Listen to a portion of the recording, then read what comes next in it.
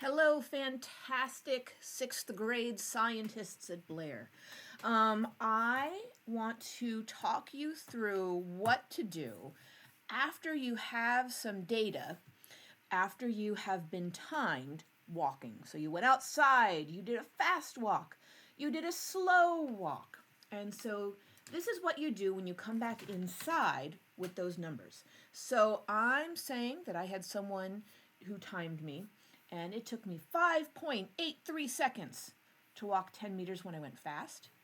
It took me 12.20 seconds to walk 10 meters when I went slow. Now what do I do? Well, you're calculating your speed, and your speed is just a ratio of how far you travel to how fast you travel. So in each case, we traveled 10 meters, and so our speed is the ratio of those 10 meters to how many seconds it took us to walk. So that's 10 meters over 5.83 seconds. So this ratio in meters per second is how fast I went. Now I see that that's 10 and that's that's over 5, but that's going to be approximately 2. Not quite, but it's going to be close to 2. So I know if I get a number that's really far away from 2 that I made a mistake. So I'm going to get my calculator. Here's my calculator, my very fancy calculator that can do much more powerful things than this. But all we need to do right now is take 10 divided by 5.83, divided by 5.83, and when I hit equals, whoa, I get this crazy number. Do I write down 1.7152658? No.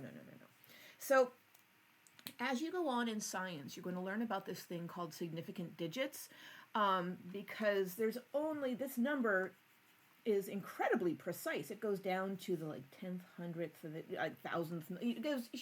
This is incredibly precise, and we can't trust it to be that precise.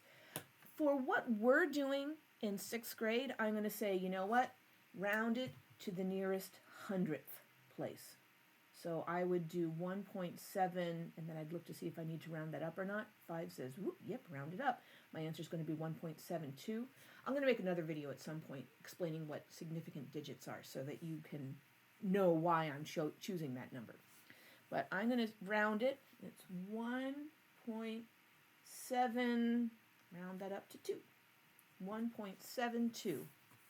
So 10 divided by 5.83 is 1.72. So my speed is about 1.72 meters per second. That means that every second I was walking, I went about 1.72 meters. That's pretty close to 2. That's just a little bit less than 2, so I know my number's good. All right, so my fast walk, my speed was 1.72 meters per second. Well, how about slow? Well, I'm going to make some guesses right now.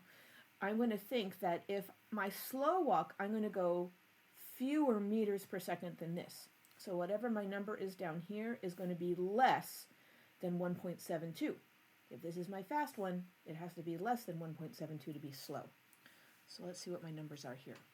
It took me 12.2 seconds to walk 10 meters. So the speed, again, same ratio. How far did you travel over how fast it took you? It took me I walked 10 meters in 12.20 seconds. So same thing. My phone's making exciting noises. I'm going to hit clear so that you, there we are. So that's my only number I'm worried about now. I'm going to take 10 divided by 12.20 equals, and again, a whole lot of numbers, but I'm going to round to the nearest hundredth. So it's not going to be 0.81, that's a 9, so I have to round it up to 0.82. Let's say it's 0.82 meters per second. So that means every second I was traveling, I went less than a meter. So I went 0.82 meters for every 1 second that passed by while I was walking. So, did I go slower? Yeah, this number is smaller than that. This speed when I was walking fast is higher, it's more than my slow walk. So that makes sense. So that's what I do to calculate my speeds. I've got my fast speed and my slow speed. And in another video, I will show you how to use this to calculate your kinetic energy. See you next time.